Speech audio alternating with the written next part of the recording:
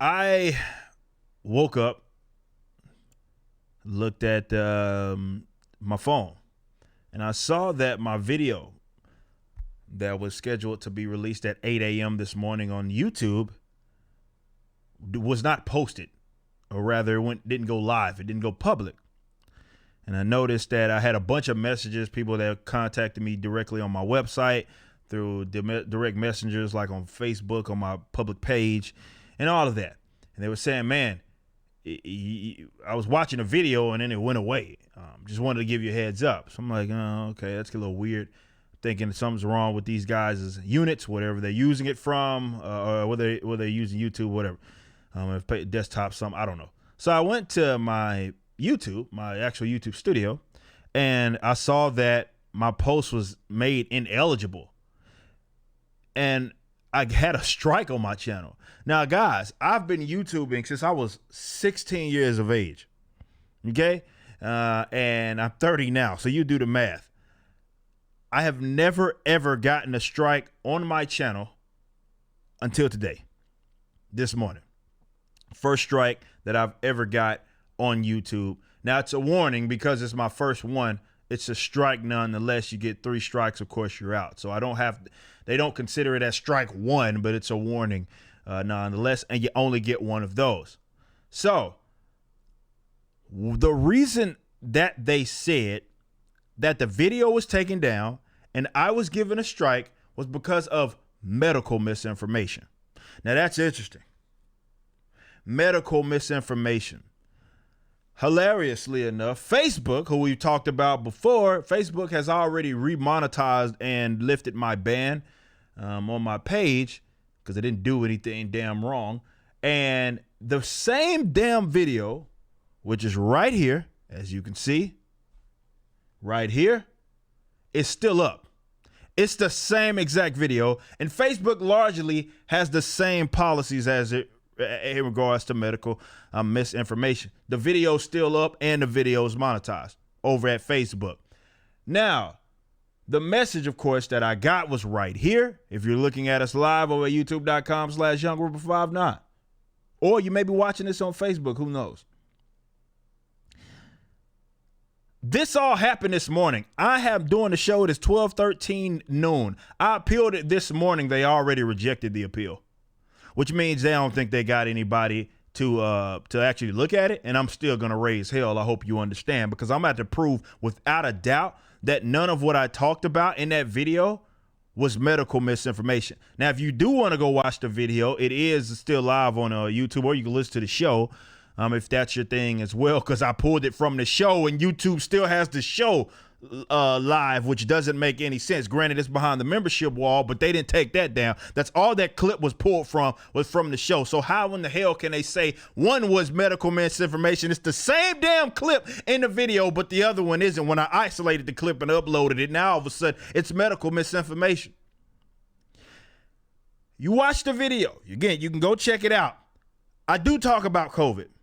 The things that I talk about regarding COVID are verifiable by way of medical professionals, credible people within the industry, right? Within the medical industry, scientists, as well as the damn CDC. There was 2 things and 2 points that I brought up. The whole video wasn't even about COVID. I just used the COVID thing as an example to talk about how people make heroes and dramatize events. So you have this high survival rate when it comes to the Modelo virus, if you will. And I was referring to that to show how, for whatever reason, people want to say they survive like this apocalyptic, very dramatized event. And I referenced the survival rate. Okay, so let's get to the facts. Why don't we? So first, talking about the survival rate. Okay,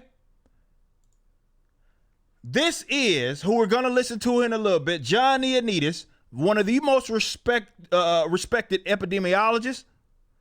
This has been peer reviewed.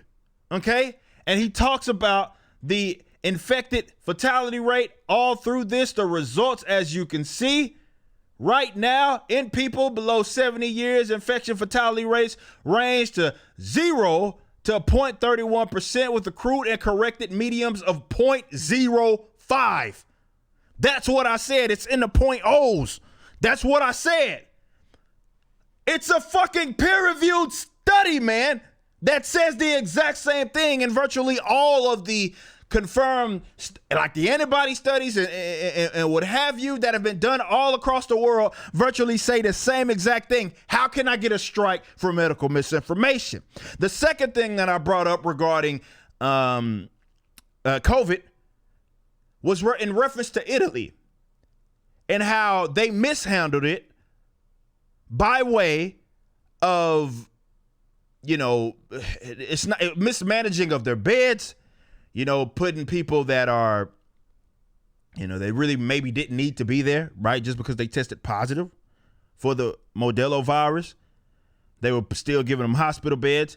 And, that creates more attention on your system when you have people that actually need to utilize these beds that don't now have access to. Okay, so let's check this out.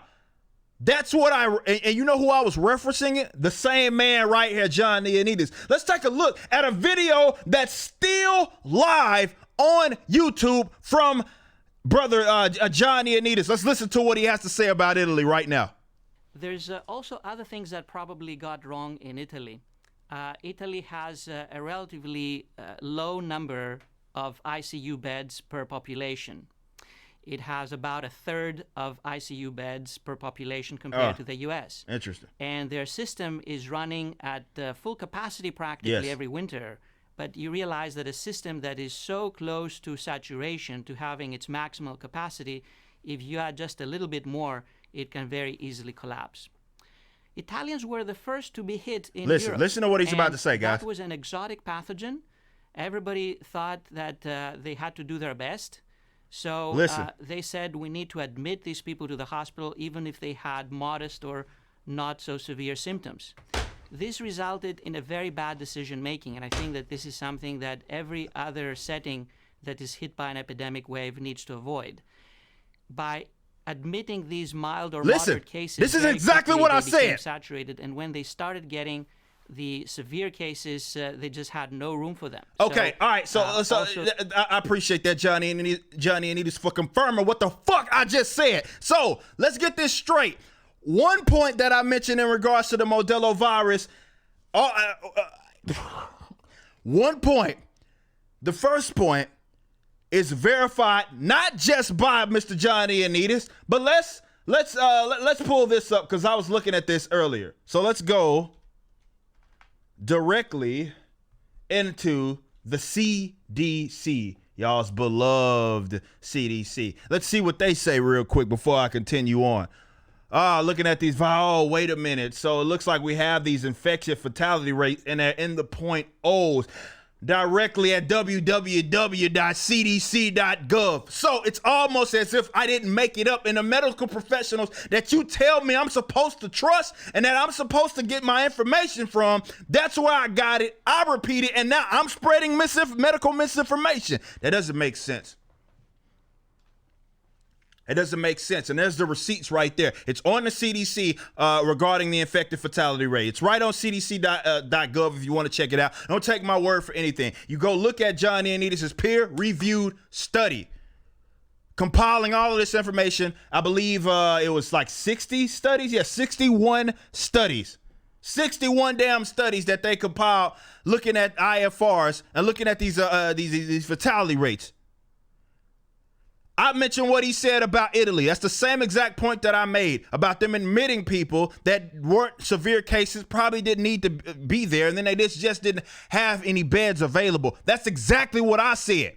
So I guess I got to put on a goddamn white coat and a red tie, and then y'all will listen to me, and then it's not spreading medical misinformation. YouTube, y'all full of shit. And I'm going to say the exact same thing. The reason why I'm doing this video right now while I'm live, by the way, and I'm reposting. If you give me another strike, that's what you're going to have to do. It is what it is. But you cannot sit up here and say that I spread medical misinformation. It's verified, and I'd be willing to talk to anybody of you crackheads over at YouTube's headquarters or whatever dipshit that got trigger happy sitting there with his mouth sitting trying to ban motherfuckers. I'll talk to anybody about it. I would be willing to challenge Because you didn't appeal my shit, right? Because I appealed it this morning, and you seen to tell me about 12 someone already looked that shit over. Give me a fucking break, YouTube. So go fuck yourself. Straight up. Straight up, man. Like, medical misinformation, that was the claim, even though I'm getting my information directly from the experts that they tell me to listen to. I bet.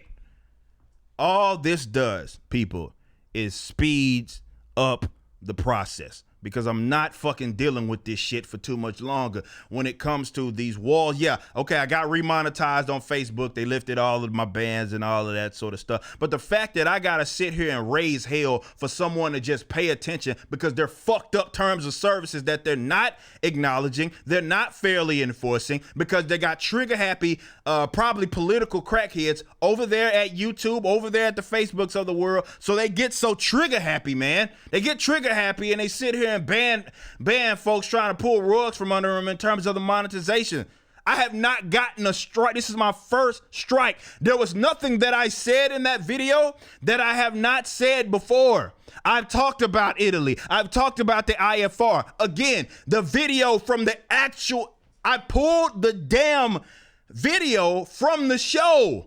That wasn't an additional video. Why is the show not removed? It's still available for all of my members. The show wasn't removed, but I isolated and then I uploaded, and now all of a sudden it's medical misinformation. What the fuck are you talking about? It just speeds up the process. So with that being said, I got some things that I'm doing in the background. Becoming less dependent on these programs, because if it keeps going in this direction, they're going to run their own platforms into the ground. I say let them run their own platforms into the ground, but I am not moving. I'm less about trying to move to platform, and I'm more about trying to build my own shit. And that way, in the event that y'all decide that y'all want to take me down, I will still exist on my own stuff, such as over at ericdjuly.com. So I will have some updates on that. It still doesn't change anything regarding what I just said. YouTube, you can go fuck yourself, and whoever that trigger happy dickhead who sat up there and gave me a strike for that, and then this claim to appeal. I don't think y'all actually appealed it, but if you did appeal it, and there was some little fucking crackhead sitting there, oh, medical information because you didn't like what I said, I bet you can go fuck yourself too.